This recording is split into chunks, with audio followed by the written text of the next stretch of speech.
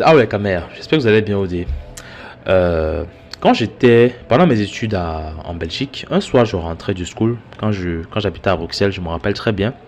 Je baquais du school et en sortant de la gare centrale de Bruxelles, pour ceux qui connaissent, mon téléphone sonne et c'est un appel en fait Messenger, c'est-à-dire que c'est un appel de l'appli de messagerie de Facebook.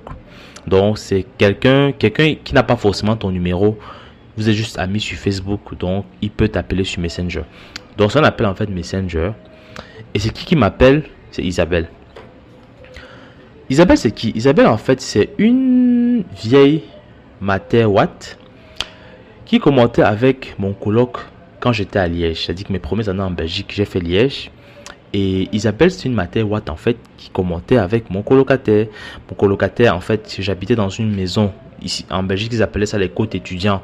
Genre, c'est une maison où il y avait une grande maison, il y a 6 chambres. Chaque étudiant a une chambre et on partage la cuisine, le salon, bref, c'est ça en fait.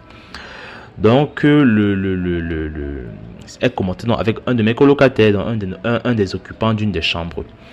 Et ça faisait longtemps qu'on ne s'était pas parlé. Donc, en fait, moi, je vois l'appel. Je me dis, mais attends, Isabelle, déjà, il te faudra quelques secondes pour voir en fait qui c'est. C'est vu que ça faisait plus d'un an qu'on ne s'était pas parlé. J'étais même plus à Liège, j'étais à Bruxelles. Donc, je dis, elle m'appelle. En fait, je dis, ah oui, l'ancienne go de Yannick. Il s'appelait Yannick. Et elle m'appelle pourquoi en fait? Qu'est-ce qu'elle veut, machin? Du coup, j'ai dit, je décroche pas. J'ai laissé sonner, j'ai pas décroché. Parce que je voulais pas parler avec elle. Chacun a ses problèmes dans la vie. Je voulais pas juste avec elle. Après, elle me laisse un message. Dans le message, elle dit que j'espère que ça va bien et tout, machin. Je voulais juste un peu bavarder. Sinon, bonne journée, très bonne journée et toi et tout, machin. Bon, je pense que par politesse quand même, j'ai répondu au message. J'ai dit que non, ça va très bien, les cours se passent bien, je suis en dernière année.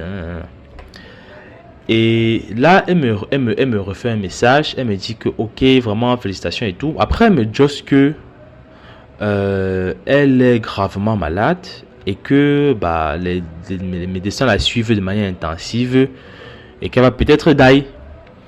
Et que vraiment, elle n'a plus de contact du tout avec Yannick. Donc Yannick, mon ancien colocataire, commentait avec elle. Et c'était bon, je pense, depuis Liège. Et elle me dit que vraiment, si j'ai encore les contacts avec Yannick, si je peux juste lui dire ça, comme ça, si elle die, au moins il va know que la go est die. Donc quand je lis ça, je lui dis que hey, ça veut que quel modèle ça non. J'ai pas d'abord répondu. J'ai juste bac à l'appeler. Bon, quand je bac, je vais l'appeler parce que j'étais en train de rentrer justement. J'arrive dans la piole et tout quand je suis posé, n'est-ce pas, je l'appelle. Il dit que la fête si peut être sérieux. Quand il dit qu'il va die comment? Et là je l'appelle donc, elle me dit oui que ouais, qu'on l'a diagnostiqué genre quelque chose dans les os, genre un truc de la thyroïde. Et maintenant je me rappelle même, avec la force des archives, j'ai toujours les messages Facebook. Je vais mettre ça à l'écran en fait. Je vais mettre ça à l'écran. Donc elle me dit que on lui a diagnostiqué quoi dans les os et tout. Elle est intensément suivie par les médecins. Et que gars c'est chaud, elle peut die. Et que elle pense même qu'elle va die. Donc elle me dit d'abord ça et ce qu'elle veut c'est que elle veut juste que je just donne à Yannick que la go va d'aimer et que Yannick non, elle dit qu'elle veut juste qu'il sache, tu vois un peu. Donc elle me dit d'abord ça, je dis d'abord comme ça. Donc, en fait tout c'est d'abord un peu surréaliste gars parce que moi je suis un boy camé qui est là en pour faire son school. Comment ça se fait que je me retrouve au téléphone avec une vieille mater Watt qui est face à sa mort et en même temps je dois être une espèce de messager de dernière volonté à un Congolais, Yannick, c'est bon. On n'était pas particulièrement très amis, on était colocataires, on a partagé la même maison, mais c'était pas mon ami. C'était un grand frère congolais qui était venu faire médecine en Belgique et tout. Pour justement faire monter sa femme et ses enfants parce qu'il était déjà marié au Congo. Et rapidement, il sortait avec la mater Watt justement pour avoir les dos et tout. Personne n'ignore bien. Donc je dis qu'attends, je me retrouve en train de faire le message entre Isabelle et Yannick. Qu'est-ce qui se passe? Isabelle face à sa mort et Yannick. Bon, mais comme la mater au téléphone, elle parle, en plus elle pleurait, elle pleure.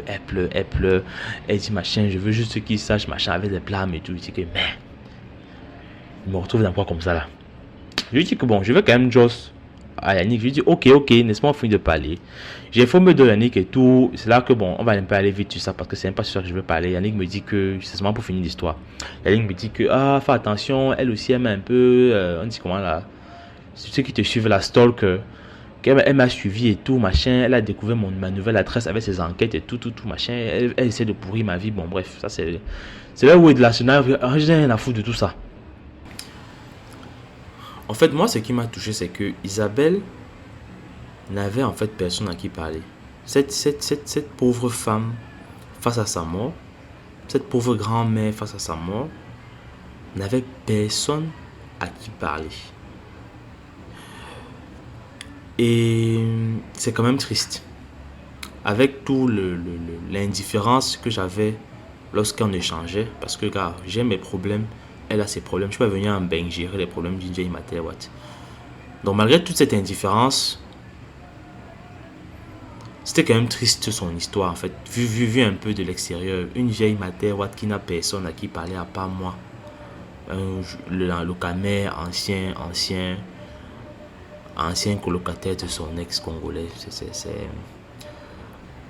Ça m'a un peu remis un peu face à la laideur de la société occidentale. Parce qu'Isabelle, c'est qui? Isabelle, c'est une matière. On avait le temps de bavarder. Parce que, bon, comme j'ai dit, on habitait dans un coach avec les salons cuisine en commun. Donc, si tu descends la cuisine, fais ta chop.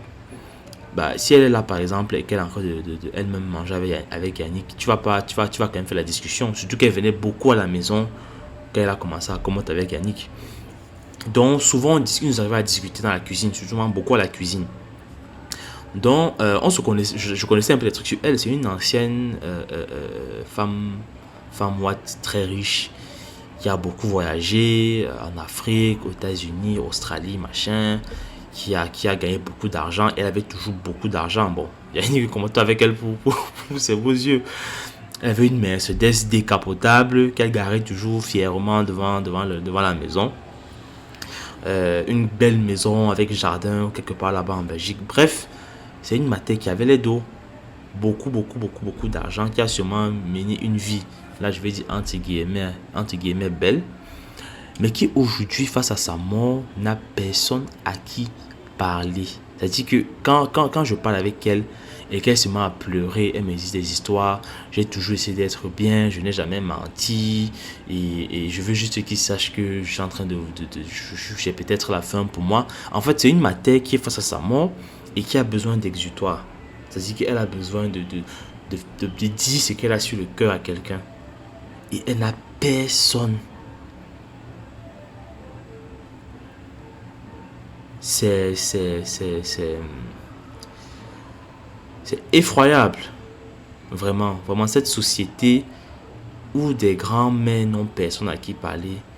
C'est effroyable. Et ça me fait penser au féminisme. J'allais dire justement, Isabelle, je mets ma main au feu. C'était une ancienne féministe. Parce qu'elle te racontait ses voyages, etc. Au Congo, en Australie, aux États-Unis, comment elle rencontrait des hommes et tout. Bref, c'est une fille, c'était une jeune fille qui a acheté ce que le féministe proposait.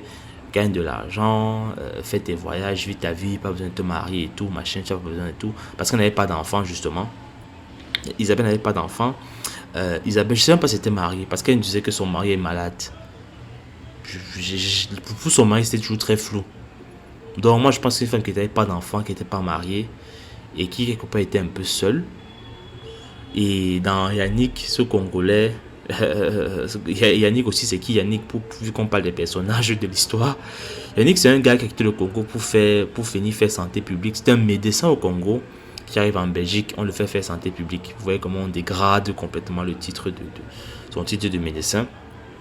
Et il m'a dit qu'il avait un peu fait la guerre, c'était difficile et tout.